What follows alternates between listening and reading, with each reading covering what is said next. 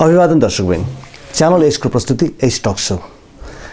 समसामयिक राजनीतिक विषय, गरमागरम अवस्था, त्यसैको निम्ति दर्शकबिन अहिले हामी छौँ पूर्व प्रधानमन्त्री डाक्टर बाबुराम भट्टराईको निवासमा। अहिलेको बदलिँदो राजनीतिक अवस्था अनि साथसाथै देशमा हुनुपर्ने एउटा राज्यको सुव्यवस्था, यसैबारे चर्चा गर्नको निमित्त हामी यहाँ छौँ।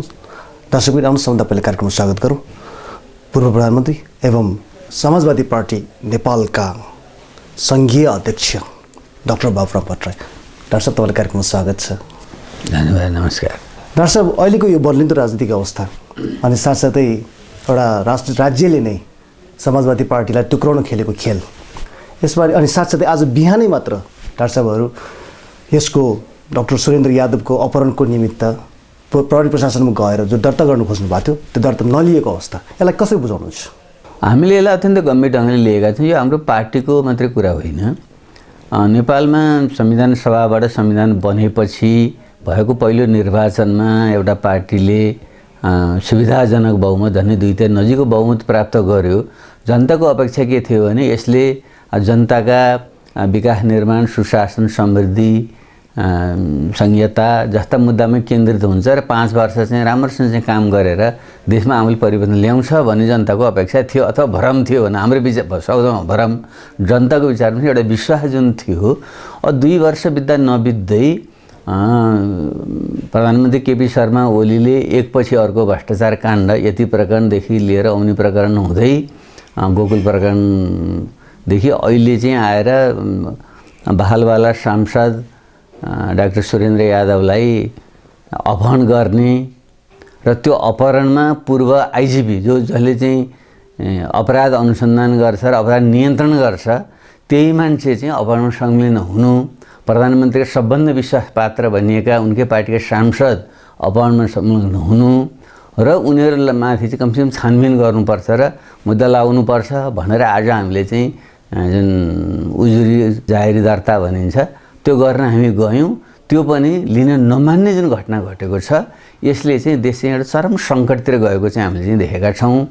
यो भनेको जब राज्य नै अपराधीकरण भन्छ, राज्य भनेको त जनताको शान्ति सुरक्षा कायम गरी पहिलो दायित्व राज्यको, त्यसपछि चाहिँ विकास, निर्माण र समृद्धि हो।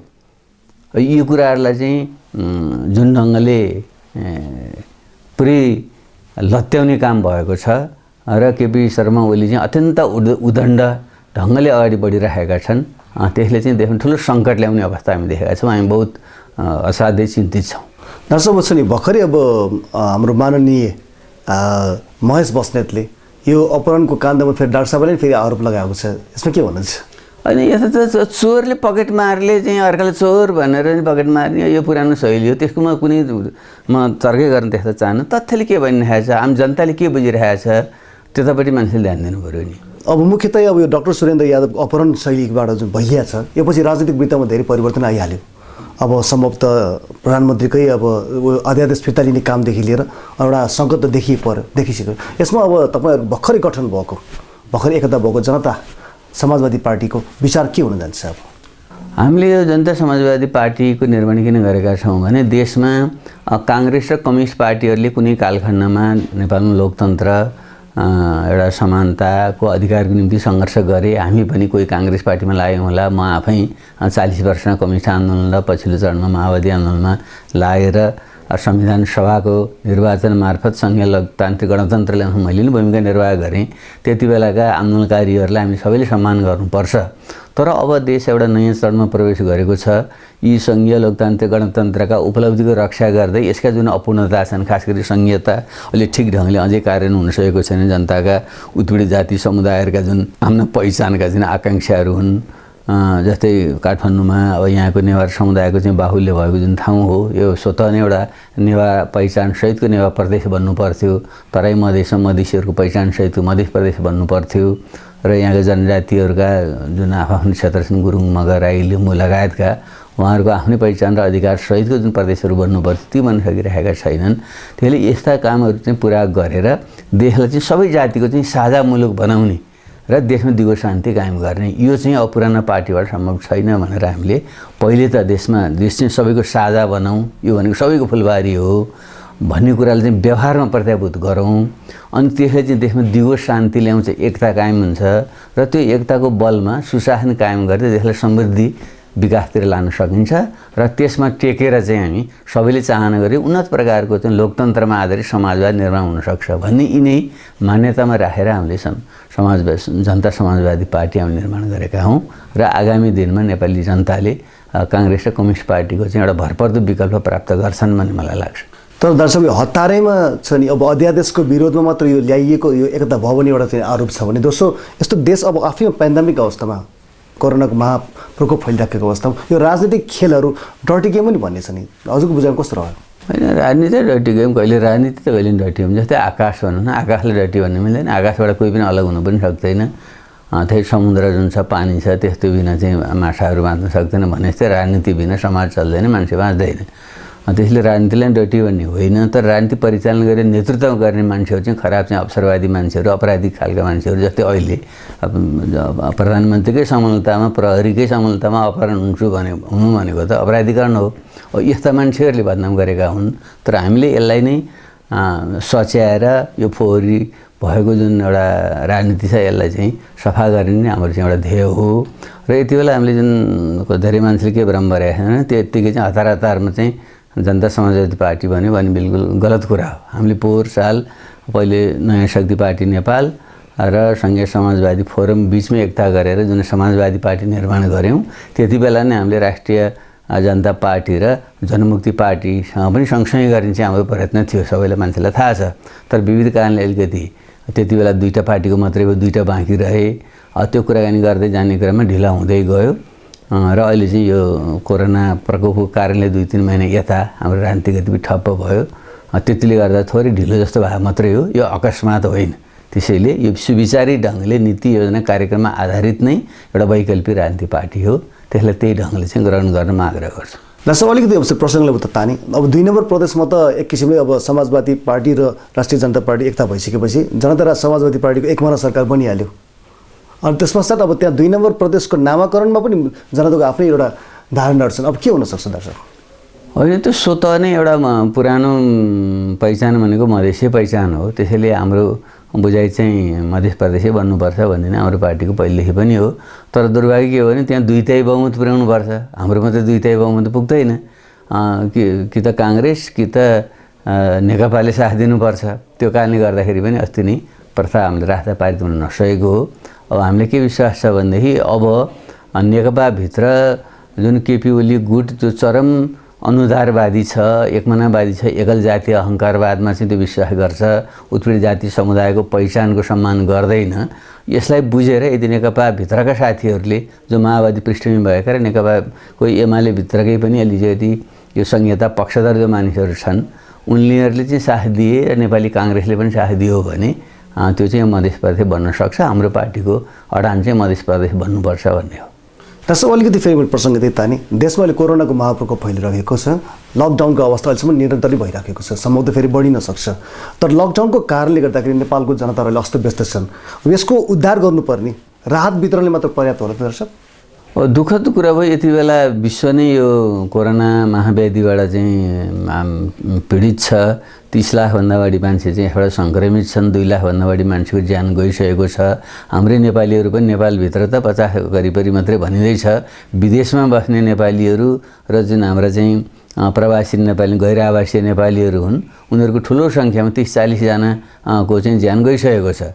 त्यस हिसाबले चाहिँ यो अत्यन्त दुःखद चाहिँ परिघटना छ। यस्तो बेलामा चाहिँ हाम्रो नेपालको सरकारले यतापट्टि ध्यान केन्द्रित गरेर जनतालाई तत्काल स्वास्थ्य क्षेत्रमा तदारुकता साथ जीवन रक्षाको चाहिँ वातावरण बनाउने, आर्थिक रूपले चाहिँ विपन्न विस्थापित भएका मानिसहरू चाहिँ तत्काल राहत उपलब्ध गराउने र दीर्घकालीन ढङ्गमा चाहिँ राष्ट्र अर्थतन्त्रको चाहिँ रूपान्तरण गरी योजना ल्याउनु पर्ने ठाउँमा अब हाम्रो चाहिँ प्रधानमन्त्री चाहिँ रातभर चाहिँ षड्यन्त्र गरेर पार्टी फुटाउनेतिर लागेर जुन ध्यान अन्यत्र मोडिएको छ अत्यन्त दुःखद छ। त्यसैले चाहिँ म आग्रह गर्न चाहन्छु अब हामीले यो कोरोना जुन महाव्याधि छ त्यसको जुन आतङ्क छ त्यसलाई सम्बोधन गर्नतिर नै हाम्रो ध्यान चाहिँ केन्द्रित हुनुपर्छ। त्यसको निम्ति चाहिँ अब हामीले त एउटा नागरिक स्तरबाट पनि केही पहल चाहिँ गरेर हामीले केही आर्थिक क्षेत्रमा, स्वास्थ्य क्षेत्रमा र अन्य तत्कालीन राहतका क्षेत्रमा सुझाव हामी दिँदै आएका छौँ र आगामी दिनमा हामी सबै मिलेर त्यसलाई अगाडि बढाउनुपर्छ। केही दिन अगाडि डाक्टर साहबले पनि एउटा आयोग बनोस् र त्यसमा नेतृत्व अथवा सर्वदलीय नेतृत्व हुनुपर्छ भन्ने आवाज उठाउनु भएको थियो। अनि मैले आयोग र त्यस्तो भने गलत मान्छेले बुझेँ। मैले के भन्नु खोजेँ, प्रधानमन्त्रीको कार्यशैली पटक्कै भएन, उहाँले यसको मर्म ठिकसँग बुझ्नु भएन। यो भनेको चाहिँ अत्यन्त आकस्मिक रूपमा देखेको भए पनि धेरै गहन र अन्तर्राष्ट्रिय क्षेत्रीय महत्त्वको विषय हो। त्यसले यस्तो विषयमा चाहिँ एउटा दल, एउटा व्यक्तिले मात्रै होइन, सम्पूर्ण देशलाई नै एकताबद्ध गर्ने ढङ्गले, एउटा मानवीय ढङ्गले यसलाई चाहिँ अगाडि बढाउनुपर्छ। त्यस निम्ति सबै पार्टीहरूको सहभागिता हुने, नागरिक समाज, पेसागत समुदायहरू सबैको सहभागी हुने ढङ्गले सबैको राय सल्लाह लिएर अगाडि बढाउनुपर्छ र त्यस्तो एउटा समय कार्यान्वयन गर्ने राज्यले नै हो, किन व्यक्तिले र नागरिकले गर्न सक्दैन, पार्टीले गर्ने होइन। खास गरी सङ्घ, प्रदेश र स्थानीय तह जुन छन् तिनीहरूबाटै कार्यान्वयन गर्ने र त्यसकोमा चाहिँ सघाउनुको निम्ति राज्य र नागरिक समाजसँग जोड्नको निम्ति चाहिँ त्यस्तो चाहिँ संयन्त्र बनाउँदा राम्रो हुन्छ भन्ने हाम्रो चाहिँ प्रस्ताव हो। तर त्यतापट्टि उहाँ पटक्कै ध्यान गएन। त्यो हुँदैन भने कमसेकम पनि त्यति नगरे पनि राज्यले पनि अहिले अलिअलि भए पनि इज्जत थोरै धानेको चाहिँ स्थानीय तहले हो। त्यसैले चाहिँ राज्यले, केन्द्रीय सङ्घीय राज्यले चाहिँ नीति निर्माण गर्ने र चाहिँ वित्तीय व्यवस्थापन गरिदिने, प्रदेशले चाहिँ ठोस योजनाहरू चाहिँ बनाउने र अनुगमन गर्ने र स्थानीय तहले चाहिँ कार्यान्वयन गर्ने, त्यो ढङ्गले चाहिँ लान सक्दाखेरि चाहिँ कोरोना महाव्याधि विरुद्ध लड्नु सजिलो हुन्छ भन्ने चाहिँ मेरो सुझाव हो। अब अन्तर्राष्ट्रिय जगतमा पनि यो कोरोना प्रकोपले ठुलै अब समस्या निम्ति देखिएको छ। दर्शकको विश्लेषणमा कस्तो हुन्छ, अब इन्टायर वर्ल्डमा यो जुन अब आर्थिक एउटा खडेरी आउँदैछ त्यसको अवस्था कतिसम्म भयावह हुनसक्छ होला? होइन, त्यो अहिले एकदम जो विज्ञहरू छन् अन्तर्राष्ट्रिय रूपमा दुईवटा ढङ्गले चाहिँ ठुलो विमर्श भइरहेको छ। एउटा त राजनीतिक प्रणालीकै रूपमा पुरै बजारलाई सबै छेउ छोडिदिने छाडा पुँजीवाद जो अमेरिका लगायत देशमा भयो र अर्कोतिर राज्यले सबै थोक नियन्त्रण गर्ने चीन, उत्तर कोरिया जस्ता देशहरू भए, यस्तो प्रणालीबाट अब हुँदैन र जनताको चाहिँ सहभागिता सुनिश्चित गर्ने र सबैको चाहिँ समावेशिता सुनिश्चित हुने त्यस्तो चाहिँ एउटा लोकतन्त्रमा आधारित राज्यले र समुदायले र निजी क्षेत्रले चाहिँ एउटा समन्वयात्मक भूमिका निर्वाह गर्ने त्यस्तो प्रकारको प्रणाली चाहिन्छ भन्ने एउटा बहस एकापट्टि छ भने अर्कोतिर आर्थिक प्रणाली पनि जो हिजोको जस्तो एउटा छाडा पुँजीवादी प्रणाली र राज्य नियन्त्रित जुन प्रणाली हो त्यसको सट्टामा चाहिँ आम जनताको सहभागिता हुने र राज्य र बजारको एउटा चाहिँ उचित भूमिका रहेको नयाँ प्रणाली चाहिँ आवश्यक हुन्छ र यो कोरोना पछि चाहिँ अर्थतन्त्र नै प्री कोरोना र पोस्ट कोरोनाको रूपमा चाहिँ परिभाषित हुन्छ भन्ने पनि मान्छेले कुरा गरेका छन्। त्यसैले यस विषय हामी गम्भीर भन्नुपर्छ र जहाँ सङ्कटको कुरा छ यसले त महिनौसम्म चाहिँ आर्थिक गतिविधि ठप हुनु, लकडाउन भनेको आर्थिक त्यही हो। त्यसले त मान्छेको श्रमले धन आर्जन गर्ने, जब मान्छेले श्रम गर्न पाउँदैन, बन्द व्यापार गर्न पाउँदैन, आर्थिक गतिविधिमा संलग्न हुन पाएन भने त स्वतः नै त्यसले उत्पादन घटाउँछ। उत्पादन घटाएपछि स्वतः मान्छेको चाहिँ वितरण पनि चाहिँ घटेर जान्छ। त्यसले गर्दाखेरि चाहिँ गरिबी बढ्छ र कतिपय विश्व ब्याङ्क लगायतको प्रक्षेपण अनुसार चाहिँ यो पछि चाहिँ 50 करोडभन्दा मान्छे चाहिँ गरिबीको रेखामुनि चाहिँ फेरि धकेलिन्छन् र विश्व अर्थतन्त्रमा पनि यो दोस्रो विश्वयुद्ध पछिको चाहिँ सबभन्दा ठुलो चाहिँ मन्दी आउँछ भन्ने पनि मान्छेले चाहिँ प्रक्षेपण गरेका छन्। र नेपालकै सन्दर्भमा हेर्ने हो भने पनि अब हाम्रो अर्थतन्त्र त्यसै पनि गरिब छ। फेरि यसमा चाहिँ जुन हाम्रो आर्थिक वृद्धि हो केही वर्ष चाहिँ हाम्रो कम 6%भन्दा माथि थियो, 7-8% पुर्याउनुपर्छ र 10%मा पुर्याउनुपर्छ भन्ने जुन सोच थियो, अहिले चाहिँ एसियाली विकास ब्याङ्कले र आइएमएफले चाहिँ दिएको प्रक्षेपण अनुसार चाहिँ 2.5% देखि 2.8% मात्रै वृद्धि हुन्छ भनेका। त्यसरी चाहिँ 3-4% घट्दाखेरि चाहिँ त्यसको चाहिँ समग्र हाम्रो अर्थतन्त्रमा चाहिँ धन्य 2 खर्ब जतिको चाहिँ नोक्सान हुनसक्छ भन्ने आकलन छ। त्यसो हो भने त्यसको पूर्तिको निम्ति हामीले कसरी अगाडि जाने त ठोस योजना बनाएर अहिले हामी जानुपर्छ भने अर्को नेपालको सबभन्दा ठुलो समस्या भनेको चाहिँ बेरोजगारीको समस्या हो। 60 लाखभन्दा चाहिँ हाम्रा बढी श्रमिकहरू चाहिँ विदेशमा छन् र अर्को चाहिँ 60-65 लाख चाहिँ यहाँको चाहिँ यस्तो चाहिँ अत्यन्त असुरक्षित खालका इन्फर्मल इकोनोमीमा चाहिँ लाग्ने चाहिँ मानिसहरू छन्। त्यसैले उनीहरूलाई चाहिँ एउटा स्थिर प्रकारको चाहिँ रोजगारीको व्यवस्था हामीले गर्न सकेनौँ भने ठुलो सङ्कट आउन सक्छ र त्यो सङ्कटलाई बदल्ने भनेको चाहिँ हामीले चाहिँ एउटा उत्पादनमूलक क्षेत्रमा चाहिँ व्यापक ढङ्गले चाहिँ लगानी गर्ने र ती देश स्वदेश फर्केका युवाहरूले चाहिँ गाउँले युवाहरूले चाहिँ गाउँको चाहिँ कृषिको आधुनिकीकरण गरेर चाहिँ त्यहाँ लगाउने, पर्यटन जस्ता लगायत क्षेत्र विकास गर्ने र सहरी क्षेत्रमा चाहिँ हामीले साना र मध्यम प्रकारका उद्योगहरू जुन एसएमई भन्छन् तिनीहरूको चाहिँ विशेष ढङ्गले चाहिँ प्रवर्धन गर्ने त्यो दिशाको योजना हामीले बनाउन सकेनौँ भने चाहिँ आगामी दिन चाहिँ गम्भीर सङ्कट आउन सक्छ भन्ने चाहिँ लाग्छ मलाई। तर पनि डाक्टर साहब अहिलेसम्म 72 सालको भुइँचालो पश्चात नै नेपालको निजी जति पनि निजी व्यवसायहरू छन् एक किसिमको धराशय भइसकेको अवस्था।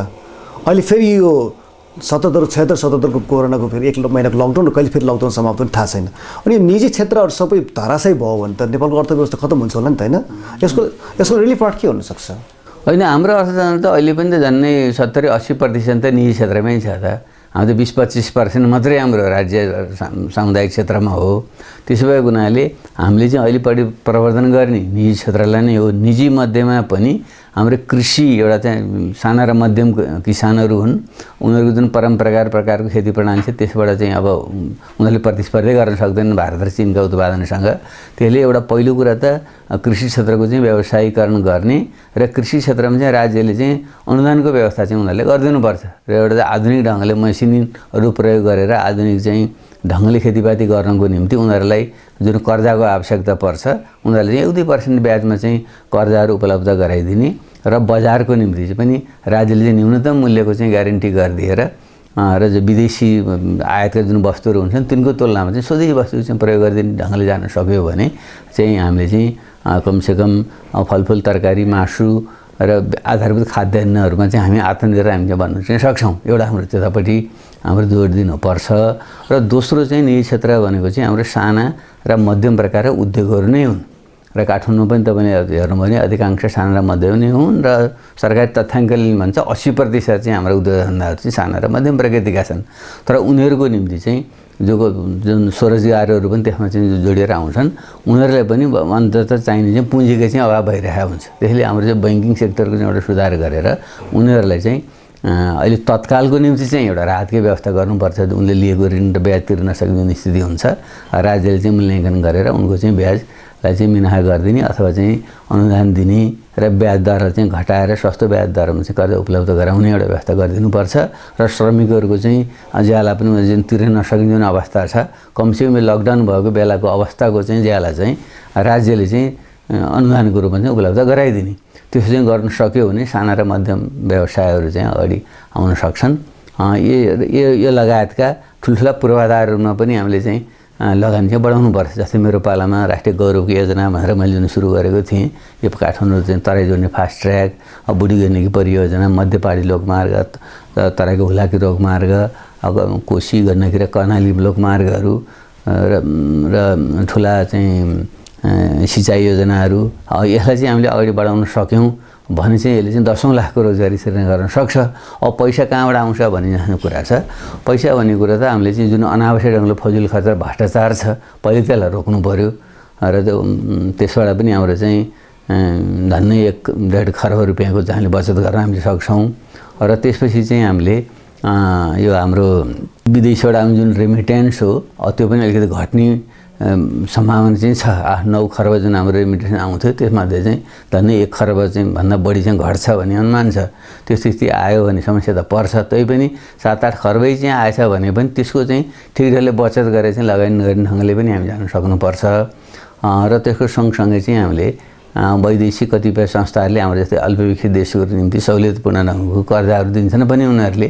हाम्रो ऋणको भार अहिले बढेकै छ, झन्डै 11 खर्ब हाम्रो ऋण छ। त्यो भनेको हाम्रो कुल गार्हस्थ्य उत्पादनको झन्डै 32% जति हो।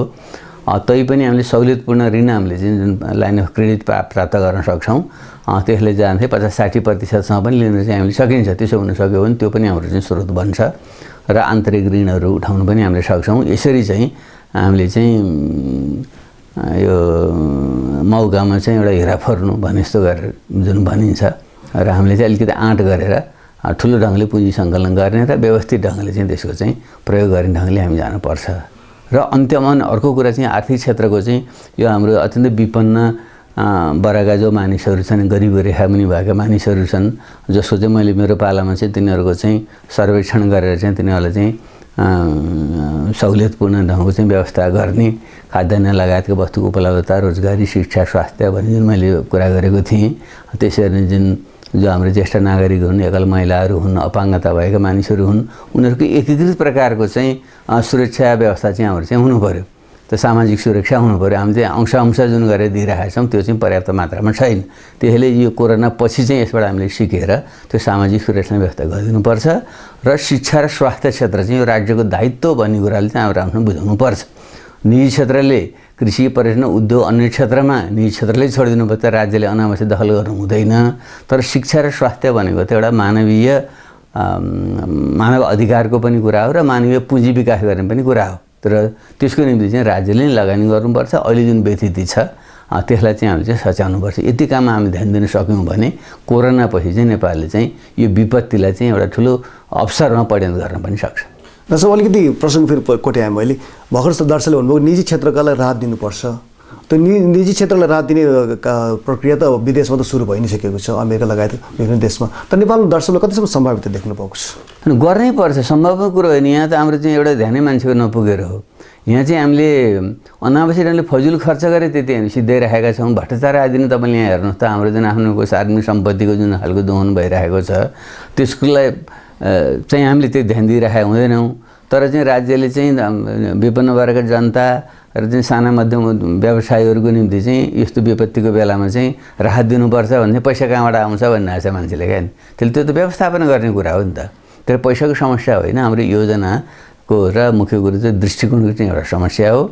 र खास गरी म जोड दिएर फेरि पनि भन्छु साना र मध्यम व्यवसायहरूलाई नै हामीले प्रवर्धन गरेर मात्रै नेपालको चाहिँ विकास गर्न सकिन्छ ग्रामीण क्षेत्रमा कृषिमै हामीले लगानी गर्ने हो र सहरी क्षेत्रमा चाहिँ साना र मध्यम व्यवसायलाई नै राज्यले चाहिँ राहत उपलब्ध गराउनै पर्छ अमेरिका जस्तो देशमा पनि त भन्नुहोस् त उसले त आफ्नो कुल गार्हस्थ्य उत्पादनको 11% चाहिँ उसले चाहिँ अहिलेको चाहिँ कोरोना राहतमा चाहिँ उसले चाहिँ खर्च गरेको छ र चीनले पनि आफ्नो 3% चाहिँ राहतमा खर्च गरेको छ भने हाम्रो त 0.5% जति पनि हामीले चाहिँ राहतको चाहिँ व्यवस्था हामीले गर्न सकेका छौँ भने गर्दै गरेका छैन भने हुन्छ खालि अहिलेसम्म भने नेपालले त्यसैले चाहिँ यस्तो गैरजिम्मेवारीपन देखाउनु चाहिँ हुँदैन जनता समाजवादी पार्टीको अब राज्यमा कुनै पहुँच नभएको अवस्थामा यो अहिलेको नेकपाको बहुमत सरकारले दार्चुलाले भन्नुभयो योजनालाई लागू गर्न लाग्छ अनि उहाँहरूले त्यही त हामीले त उहाँले घचाउने भन्ने हो र जनताले पनि बुझ्नुपर्छ त्यसो भने जसले गर्न सक्छ त्यसलाई अवसर दिनु पऱ्यो नि त दुईटै बहुमत दिँदाखेरि पनि जनतामा राहत दिनु सट्टा खालि हात मात्रै दिन्छ भ्रष्टाचार मात्रै गर्छ गर्नुपर्ने काम गर्दैन गर्नु नपर्ने काम चाहिँ गर्छ भने यस्ता तत्त्व त चिन्नु पऱ्यो नि त सधैँ सम्मोहित भएर खास गरी म काठमाडौँका जनसमुदायमा आग्रह गर्न चाहन्छु यो देशको राजधानी हो सबभन्दा ठुलो हिमाली क्षेत्रकै सबभन्दा पुरानो सभ्यता हो भने यसले चाहिँ देशको विकासको चाहिँ एउटा बाटो देखाउन सक्नुपर्छ यहाँका जुन आदिवासी नेवार समुदाय हो र विभिन्न देशका विभिन्न ठाउँबाट आएर बसेका चाहिँ प्रबुद्ध जनशक्ति हुन् उनीहरूले अब नयाँ नेपाल कसरी बनाउने भन्ने बारेमा सोच्नु पऱ्यो उनी पुरानै पार्टीको पछि लाग्ने यिनले गर्न सकेनन् पनि भन्ने गनगन पनि गर्ने तर तिनको विकल्पमा चाहिँ नयाँ विचार बोकेर आएको हाम्रो चाहिँ जनता समाजवादी पार्टी जस्ता पार्टीहरूका कुराहरू सुनेर उनलाई अवसर दिने ढङ्गले पनि अब जनता जानुपर्छ र मलाई विश्वास छ अब यो पोस्ट कोरोनाको अवस्थामा चाहिँ जनताले त्यो विकल्पबारे सोध्छन् र काठमाडौँबाट त्यो सुरु हुनुपर्छ भन्ने मेरो विशेष आग्रह छ यो कुरैलाई अलिकति जोडेको कुरा गर्दाखेरि अब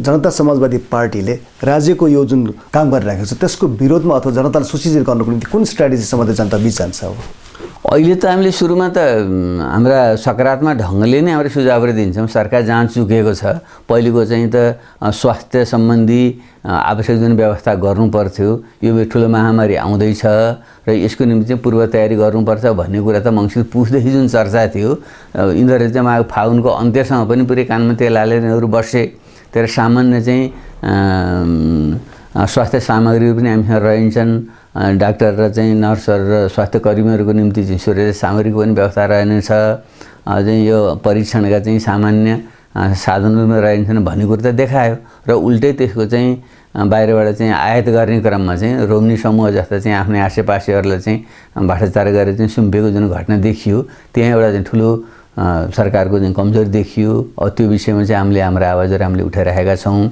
र अर्कोतिर चाहिँ यो गाउँ-गाउँमा जो मान्छेहरू चाहिँ हाम्रो वैदेशिक श्रमिकहरू चाहिँ आएका छन् उनीहरूले चाहिँ बेलैमै व्यवस्थापन गरेर ठिक ठाउँमा चाहिँ राख्नु सक्नु पर्थ्यो। जस्तै काठमाडौँतिर चाहिँ आएका जुन अस्थायी श्रमिकहरू छन् तिनीहरूको बेलैमै चाहिँ पहिचान गरेर उनीहरूले चाहिँ अस्थायी प्रकारले चाहिँ बसोबास रको व्यवस्था गरिदिने, जो ठेकेदारहरूले चाहिँ अस्थायी मजदुरहरू चाहिँ ल्याउँछन् उनीहरूसँग समन्वय गरेर यो लकडाउनको अवधिभरि उनीहरूलाई खाना बस्नुको व्यवस्था गरिदिएको भए ती मजदुरहरू चाहिँ रुँदै लालावाला चाहिँ च्यापेर हजारौँ चाहिँ किलोमिटर चाहिँ पैदल हिँड्न बाध्य हुने थिएनन्। त्यो काम गर्न सक्नु पर्थ्यो। त्यो गर्न सकेन हामीले घचच्यायौँ र आगामी दिनमा चाहिँ कसरी जाने भन्ने मार्गचित्र हामीले कोरेका छौँ र गाउँभित्र गएका जुन मजदुरहरू छन् र विदेशबाट फर्कने जुन मजदुरहरू छन् तिनको व्यवस्थापनको बारेमा पनि हामीले आवाज हामीले राखेका छौँ। अहिले त हामीले घचच्याउने र जनतालाई सरकारलाई चाहिँ एउटा सुझावमूलक ढङ्गले सघाउने नै काम हुन्छ, तर आगामी दिनमा चाहिँ यसबाट पाठ सिकेर यसको विकल्प दिने काम चाहिँ हामी गर्छौँ। दर्शक हामी कार्यक्रमको अन्त्यमा आइसकेका छौँ। दर्शक अन्त्यमा दर्शकलाई के भन्न सक्नु कृपया? म आम जनतालाई के आग्रह गर्न चाहन्छु भने यो कोरोना महाव्याधिको जुन प्रकोप चाहिँ अहिले विश्वव्यापी रूपमा फैलिएको छ र नेपालमा पनि भले हताहत नभए पनि यो अहिले यसको चाहिँ खतरा चाहिँ टरिसकेको छैन। यसमा चाहिँ सतर्क हुन र यसको चाहिँ एउटै चाहिँ विधि जानेको विधि भनेको चाहिँ यो भौतिक दूरी कायम गर्ने कुरा हो। त्यसै भएर लकडाउन गर्नुको अर्थ चाहिँ हामीले चाहिँ सबै अरूसँग चाहिँ घुलमिल चाहिँ धेरै नगरौँ भनेर गरिएको हो। यसलाई हामी सबैले चाहिँ कडाइपूर्वक पालन गरौँ। खास गरी काठमाडौँ जहाँ चाहिँ देशैभरिका मान्छेहरू चाहिँ आएर बस्ने गर्दछन् र अत्यन्त क्राउडेड खालको चाहिँ बढी जनघनत्व भएको अवस्था छ। यहाँ चाहिँ यो सामाजिक दूरी कायम गर्न स्वास्थ्यमा विशेष ध्यान चाहिँ गर्न चाहिँ म आग्रह गर्न चाहन्छु र आगामी दिनमा र मुख्यमा फेरि पनि काठमाडौँ चाहिँ एउटा यो हिमाली सभ्यताकै केन्द्र भएको र नेपालको विकासको र समृद्धिको पनि एउटा चेतनाको वाहक पनि यो क्षेत्र भएको हुनाले यहाँका जनताले चाहिँ नेपालको चाहिँ एउटा पुनर्जागरणको निम्ति चाहिँ भूमिका निर्माणको निम्ति तयार हुनुपर्छ। त्यस निम्ति चाहिँ हामीले जुन नयाँ विचार नीति कार्यक्रम अगाडि हामी सार्दैछौँ त्यसबारे गम्भीर ढङ्गले सोच्दिन बुझिदिन म सबैसँग हार्दिक आग्रह गर्छु। तपाईँको अमूल्य समयको धेरै धेरै धन्यवाद। धेरै धन्यवाद। दर्शकबिन हामीले भर्खरै कुरा गऱ्यौँ जनता समाजवादी पार्टीका नेता एवं पूर्व प्रधानमन्त्री डाक्टर बाबुराम भट्टराईसँग। कार्यक्रम कस्तो रह्यो पत्रिकाको अपेक्षा गर्दै कार्यक्रम हेर्नु बग्ले धेरै धेरै धन्यवाद।